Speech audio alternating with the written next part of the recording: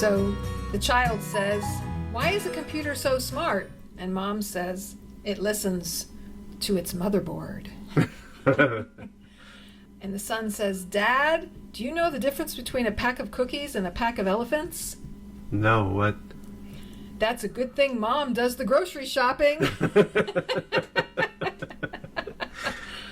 Fun jokes for Mother's Day. There was another one in here that I liked.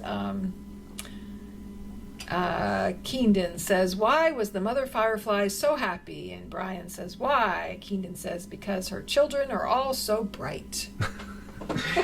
So it's another Tuesday Tips from Focused Healthy Family. I'm Don. And I'm Gina. And today we're kind of talking about tips for Mother's Day. And Mother's Day coming up next week. Yes.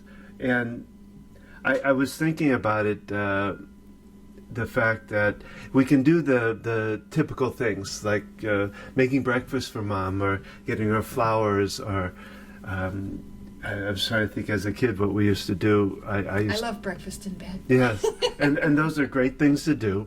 But I thought of a couple of things that were maybe a little off of the chart as far as things. And one of the big things I thought about is having the kids write a note or a letter to Mom.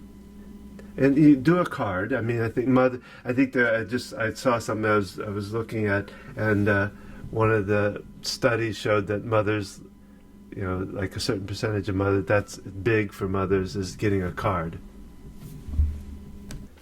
So now in this letter, a thought for you would be to kind of answer these questions, or at least this is an idea for you. You can write it any way you want, and we're going to read one that was written to Gina. But here's a couple of questions that your kids may want to answer on their letter. First question would be, "How do I see you, Mom?" So let them come from their own perception of how they would describe Mom. Second question is, "What are the greatest things I've learned from you, Mom?" The third is, "What is my greatest wish for you, Mom?" And then the last one that I came up with is, "This is what I can do for you today, Mom." And then I also put a little note in there, "This is what I could do for you every day, Mom." So it's an idea that I thought, I like writing letters. I write them to my kids and all. Gina has one that was written. Well, another thought. We used to do this too with our kids and take them to like a dollar store. Five and Below is a good place because everything's like $10 or less, even though it's called. Well, it wouldn't be Five and Below. Yeah, but they do. And giving your kid the option to pick out whatever they want to give, and if you're on a budget, that's why the dollar store is great. And letting them pick it out and not directing them, saying, and if they're really little, they might pick out a toy that they would want. But just that joy. In fact, you can even, give them $1 or $2 and, let them do it. I know we did that. I remember, I don't know if it was Christmas or something, but one of our older kids was driving, probably our oldest, took the younger ones to the dollar store and got to pick out gifts for us. And just having that opportunity. Oh, and I was always so excited. So many things are being done for the kids. Or you buy something and say, this is from the kids. Giving them that option to do that. Or if you have a little more funds, giving them $10 or $20, whatever works in your budget.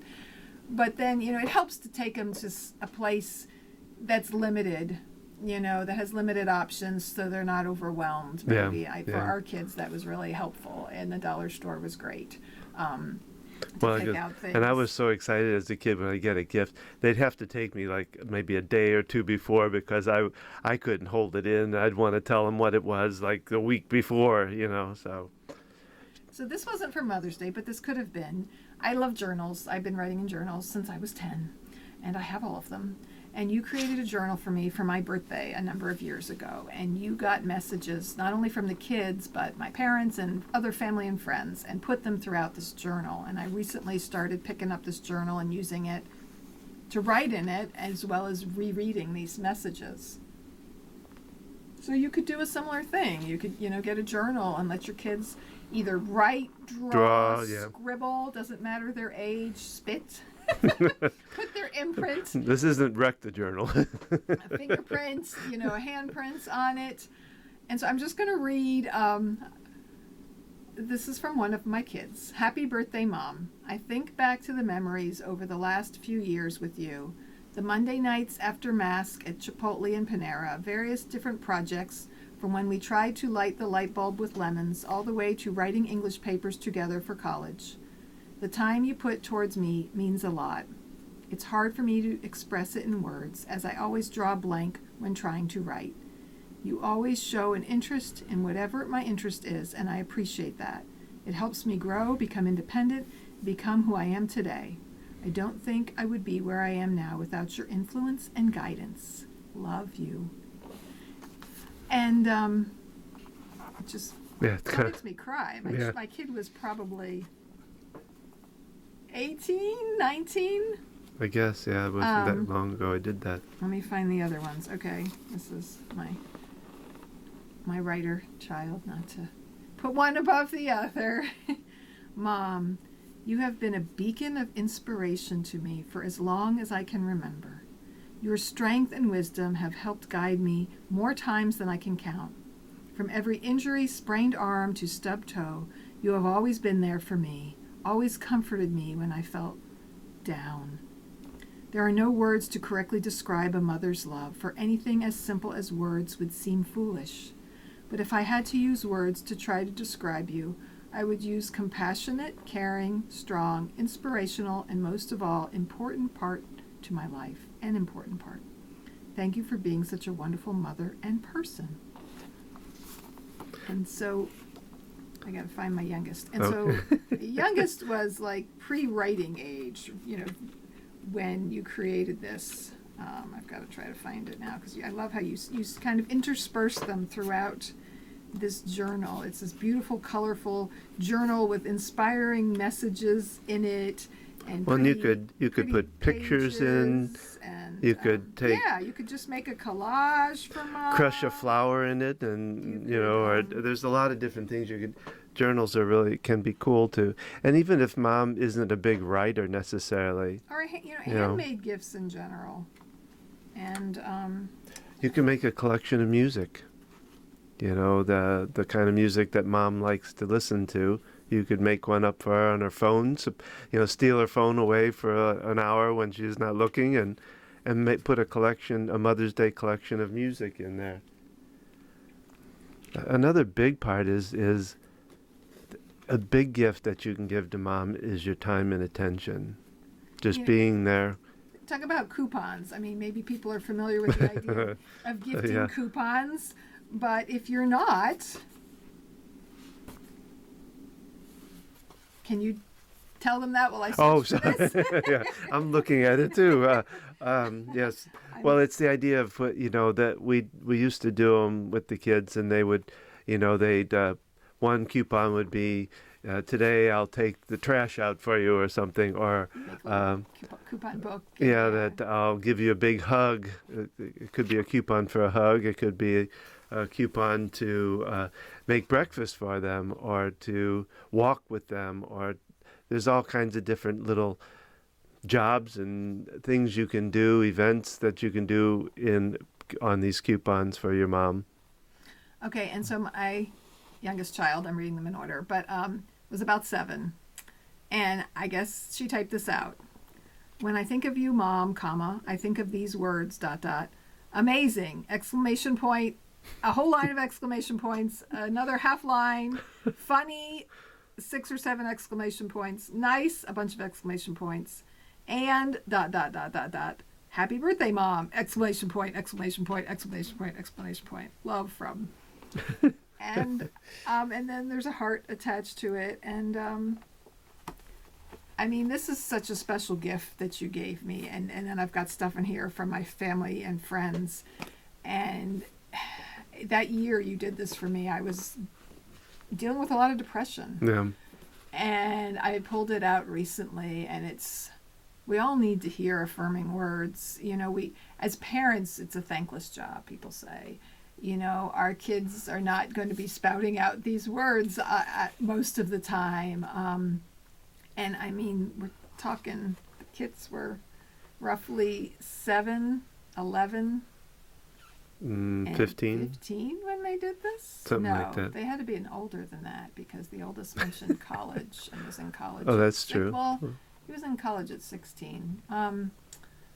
Anyways, Yeah. yet given the opportunity, and I'd like to think it's because our kids heard words like this to them that not that we got it right even half the time, but that we affirm them and we use this language with them. And at those ages, they were able, and I don't think you prompted them with that. I think you just asked them to write something about Yeah, mom. I didn't tell them what I'm to sure write. the or youngest, you might have said, what do you think of when you think of mom or whatever. Yeah. Gave those prompts, like those questions you offered. How would you describe mom to someone? Yeah.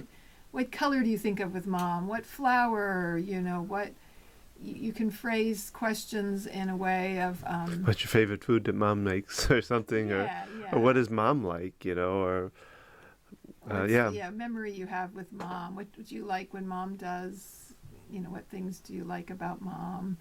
There's so many ways you can phrase the questions to prompt their responses, and depending on their age, and it might surprise you what they can come up with on their own if they are given the opportunity. And if they're not able to write themselves, letting them talk into a recorder, maybe. Well, remember the video? Recorder. We did a video one time for you. Yes, you did. You've done a lot of things for my birthdays. You made a video for my 40th. Oh, was that what it was for? That's right. And you had the kids say things. Oh, that's really funny.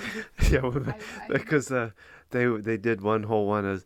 They would do this whole thing. Remember the good times, Mom. Remember the bad times, and they were mostly making stuff. Yeah, and they were crying. They were pretending to cry. Even younger when you did that. Yeah, So gosh, that was 13 years there's ago. just a lot of things creatively you can do differently.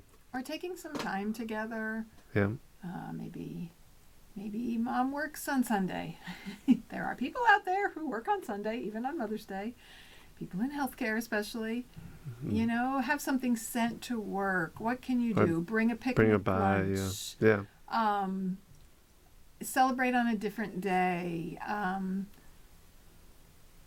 Create something special. Create a family routine. Having something that they're what's the word, Don? When you do something routinely, when you have a tradition. Yeah. That becomes part, that they look forward to, that this is building positive memories, and it's giving, it sends a powerful message to our kids when we show that we can appreciate somebody through not just gifts and money, but the words, the time spent into a handmade project, even if it's just a simple painting or finger painting or scribbled drawing. And the power of that is just immeasurable. So for those of you listening, one, if you are the mother listening to this, pass this along to your husband, pass it along to the kids to give them ideas. And for you as the mom, I'm going to suggest that you absorb this, allow this, be open to just being there with the kids and enjoying every moment of it. And you can initiate it. You can say, this is what I love about you to your kids. Yeah. You can do something for them, because without kids, you wouldn't be a mother.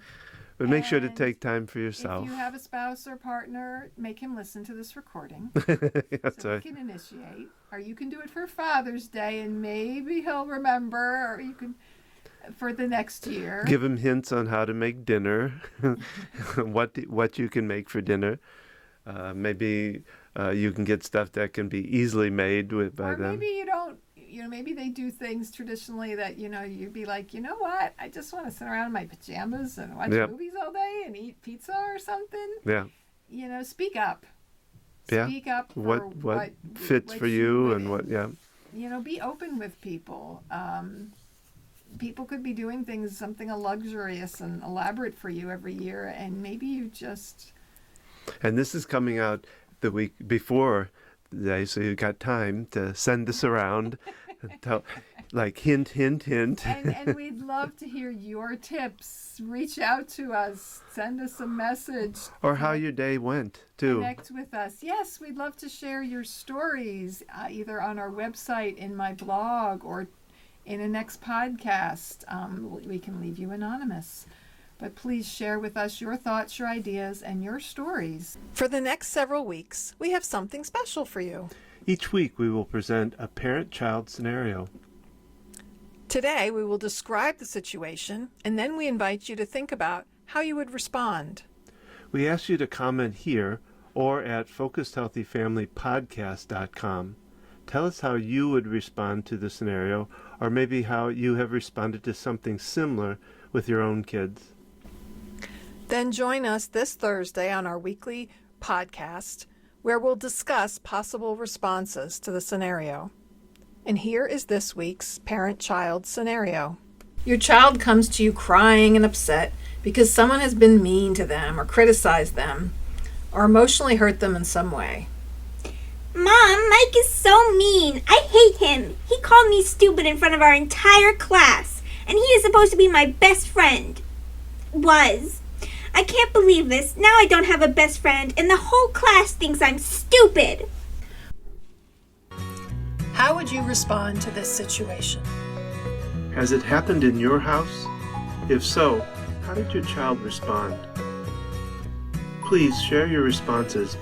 And remember, How you speak to your kids today shapes their future and yours.